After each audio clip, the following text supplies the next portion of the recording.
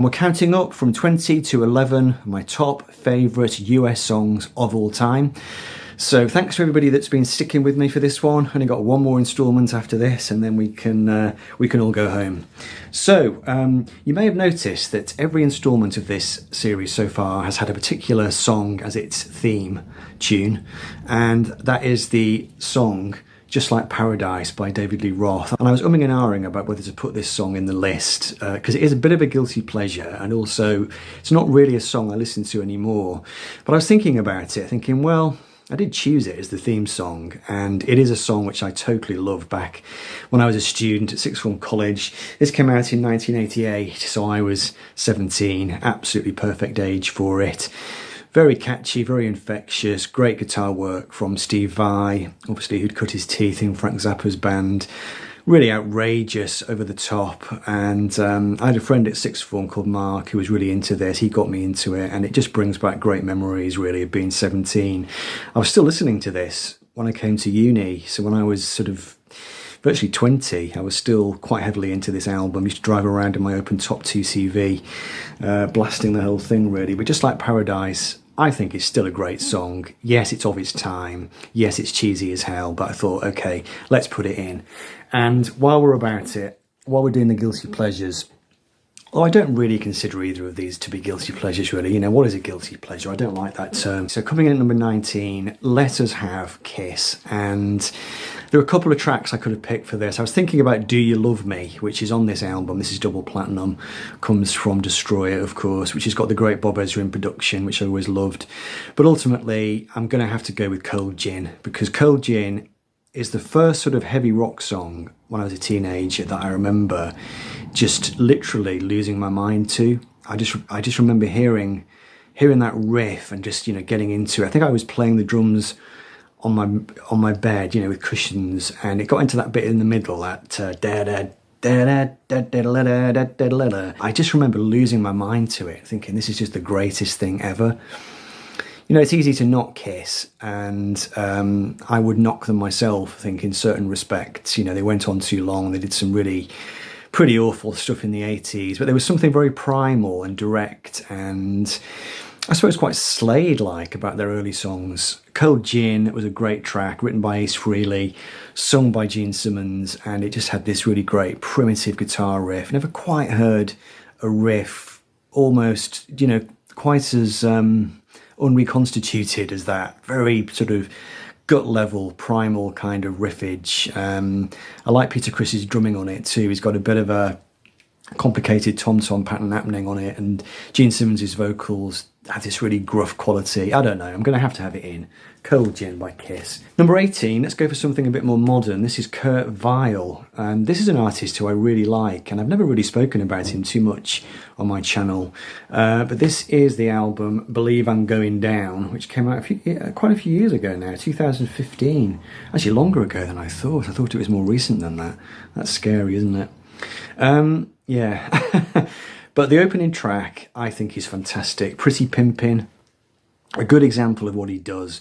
Kind of stream of consciousness, slightly ironic lyrics, slightly surreal, autobiographical, but just really great guitar playing, great guitar textures, a really great rolling drum track, and just this brilliant outro. Quite sort of psychedelic in its way, quite 60s derived, but with a modern kind of sheen to it.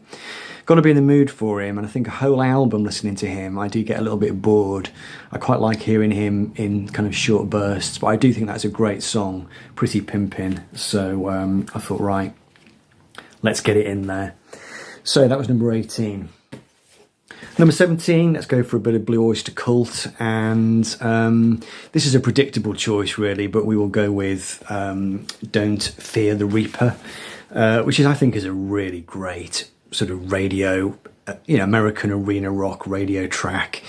I like the way that it's built around that chiming guitar riff with the repeated note. It's that kind of drone, and the vocals have got this almost like kind of Birdsian glitter to them, sort of, you know, the harmony almost sort of maybe touches of Simon and Garfunkel, a kind of 60s folk rock derived sound, but mixed up with that, as I said, that kind of 1970s arena rock. A really clever little song, I think, very infectious. Obviously, it was their signature song. A band that I really like, actually, Blue Oyster Cult. Not heard all their stuff, but I've got a fair few of their records now, and really enjoy their music and the iconography. I like the visual side, and I love the band name. Coming in at number 16, I had to have these guys in. Let's go for a bit of Sparks and This Town Ain't Big Enough for the Both of Us.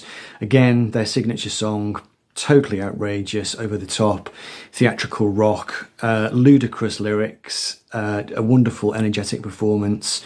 Russell Mael, just one of the greatest vocalists of the 1970s.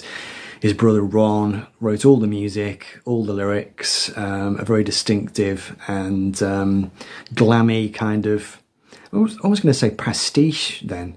They weren't a pastiche, Sparks was something else. Sparks just existed in their own musical universe, really. But yeah, just a great, great track from a really wonderful album. Played this album again recently, Come On to My House, and yeah, I've seen Sparks live a couple of times.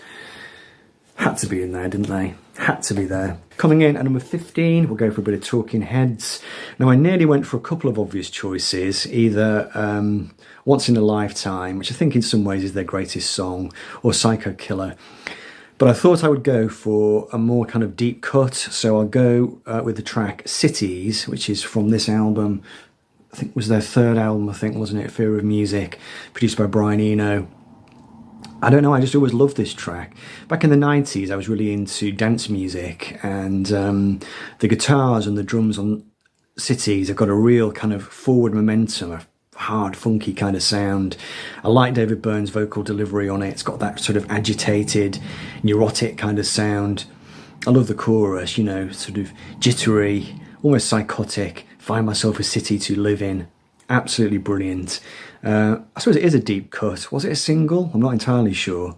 Not really a song, I don't think, that sticks out for many people, I don't think. It's not really one of their kind of anthems, but it was one that I really enjoyed on this album. So I thought, let's have that rather than the more obvious ones. So there we go. Talking Heads and Cities from Fear of Music. Coming in at number 14, let's go for a bit of Funkadelic and the title track from One Nation Under a Groove, which kicks off side one of this album. Look at that artwork. So I first heard this on a CD compilation, which I bought back in my Leeds days. I shared a house with a guy who was really, really into Funkadelic and Parliament, and we used to get absolutely bombed on a Friday night and listen to, well, we'd start the evening with ABBA Gold, and we'd get progressively more, you know, wasted, and then we'd be finishing the night with Funkadelic and Parliament, and then probably going back to ABBA Gold again at the end of the night, kind of thing, you know. But I bought a CD then after that, One Nation Under a Groove, and just what an incredible track. You can just get absolutely lost in it. Sort of oceanic funk, amazing arrangements. It sounds live, but it also sounds like this really highly constructed studio concoction. I love that about George Clinton. Me and my friend Phil, who I was in a band with for years, we used to obsessively listen to Funkadelic records, trying to work out how they created that illusion of liveness, that kind of party atmosphere. Because it was very highly constructed, and yet it had this great kind of organic kind of sound to it. Absolutely brilliant. So, yeah, got to have it in. One Nation Under a Groove by Funkadelic, and just absolutely love that artwork.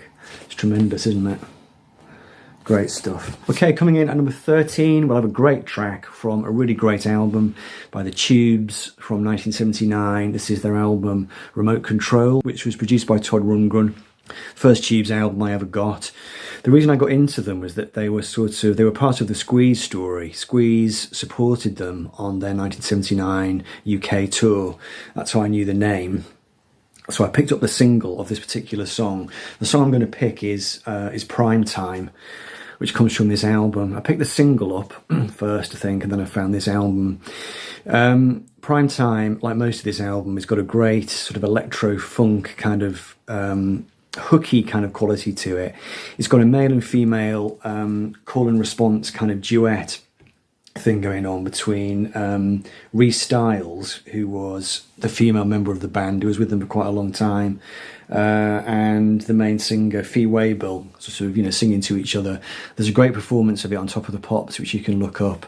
It's very hooky. It's got that great Todd Rundgren production, all the kind of burbling synths. Really, really great drumming, actually, by Prairie Prince. There he is. Just really infectious, really hooky, and it's a bit of an earworm, but I absolutely love it.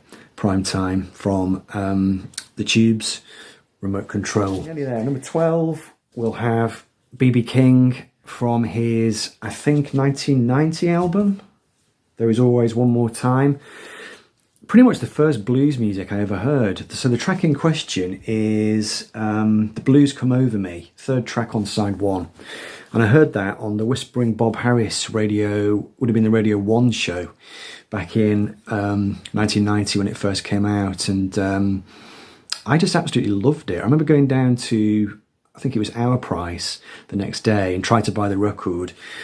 Couldn't buy the record, so I bought the cassette and had it in my car for years and years. I loved that sweet-toned lead guitar that BB had. Great sort of melancholy sound.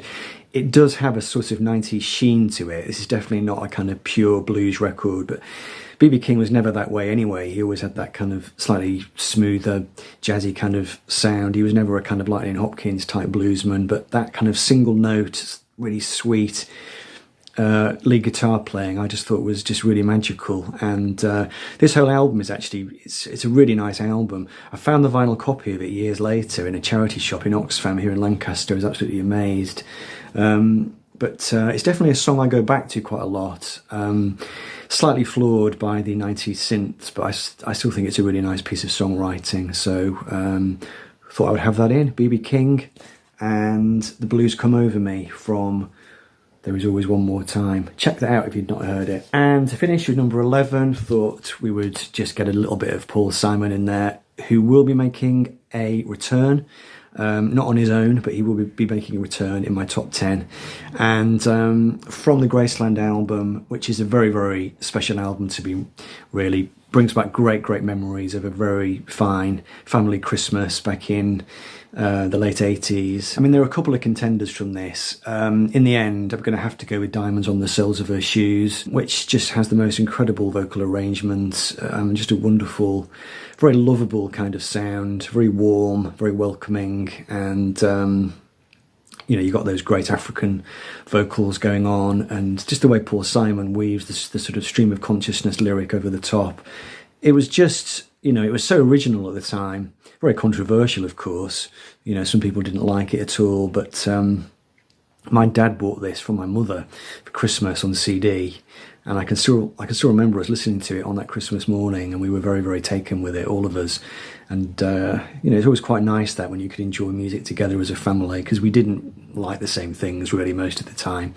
You know, my dad was really into symphonic music, and my mum liked, you know, Leo Sayer and stuff like that, and obviously I was into Kiss and Pink Floyd at this time, so it was great to find something that we could all enjoy. But definitely a career highlight for Paul Simon, no question about that. So thought I would have it in. Said Paul Simon will be coming up in the final instalment.